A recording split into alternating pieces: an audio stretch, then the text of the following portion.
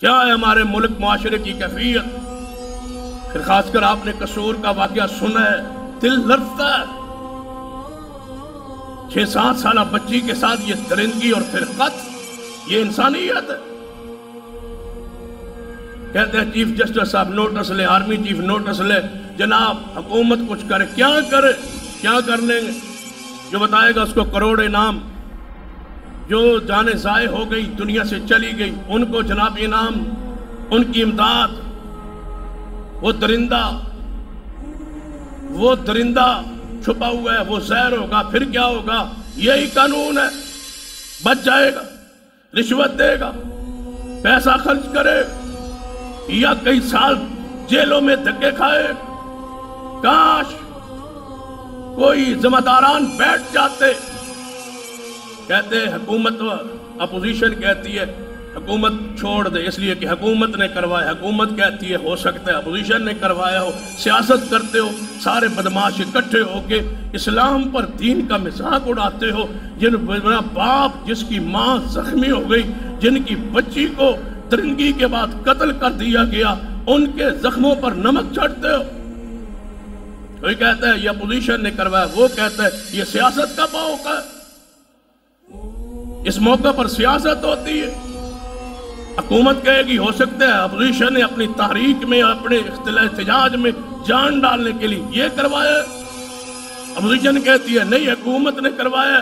بدماشوں، جن کی بچی اس حالت میں قتل ہو چکی ہے، اس واقعے کے بعد بھی تمہیں سیاست یا انداز یاد ہے؟ کیوں نہیں ڈگتے، کیوں نہیں گرتے رب کے سامنے؟ چیف جسٹس ہو، آرمی چیف ہو، فوج ہو، وزیر اعظم ہو، سارے مل کے بیٹھے کہ کیوں نہ ہم تجربہ کریں، وہ سزا لاگو کرے جو اللہ نے قرآن میں دی ہے، محمد مصطفیٰ کی حدیث نے دی ہے۔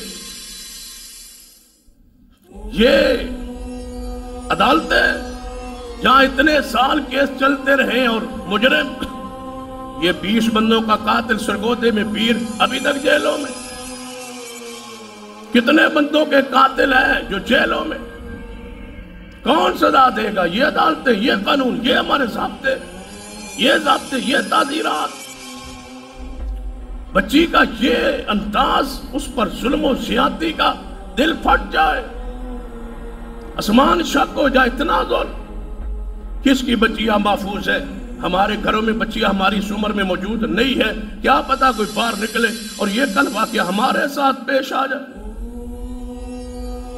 کوئی سوچنے سننے والا نہیں ہے کہ کس اس سارے ضابطوں نے ہماری عزتوں کو محفوظ کر لی ہے؟ نہیں، اسلام اس کی سزا دیتا ہے۔ وہ پکڑتے پکڑا جائے، پکڑنے کے بعد اگر وہ شادی شدہ ہے اس کو پتھروں سے مارا جائے، قصور کے کسی بڑے چوک میں۔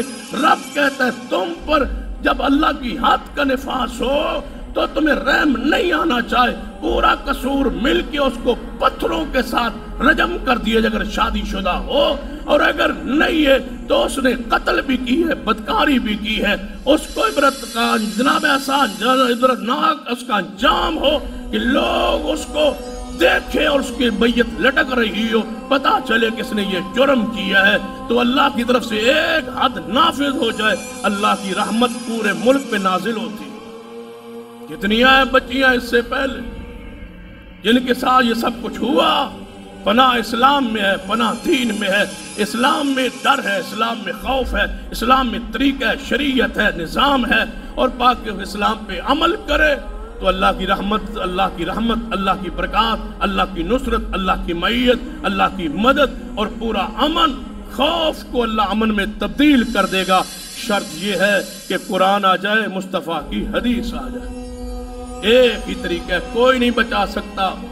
یہ نظام بھٹو ازم تھا، جنرل ضیاء الحق کا ازم تھا، پاکستان کے آئین تھے، جمہوریت تھی، جمہوریت تھی، سارے نظام آئے، سوشلزم تھا، برباد ہو گئے، ناکام ہو گئے۔ امت کہتی ہے ناکام، کیوں نہیں تجربہ ہوتا اسلام کا، دین کا، شریعت کا؟ جو اسلام کہتا ہے، جو دین کہتا ہے، جو شریعت کہتی ہے، ایسی عبرتناک سزا ہو کہ آئندہ کسی ظالم درندے انسان کو ایسے جناب بدکاری اور بے حیائی کا راستہ کھولنے کی جرت نہ ہو۔ لیکن یہ تب ہو سکتا ہے جب اسلام پر قوم اکٹھی ہو جائے، دین پر اکٹھی ہو جائے، محمد مصطفیٰ کے نظام پر اکٹھی ہو جائے۔ اللہ مجھے اور آپ کو توفیق عطا فرمائے کہ ہم قرآن کو سمجھے، دین شریعت کو سمجھے، اس پہ عمل کریں۔ اس کے لیے آواز بلند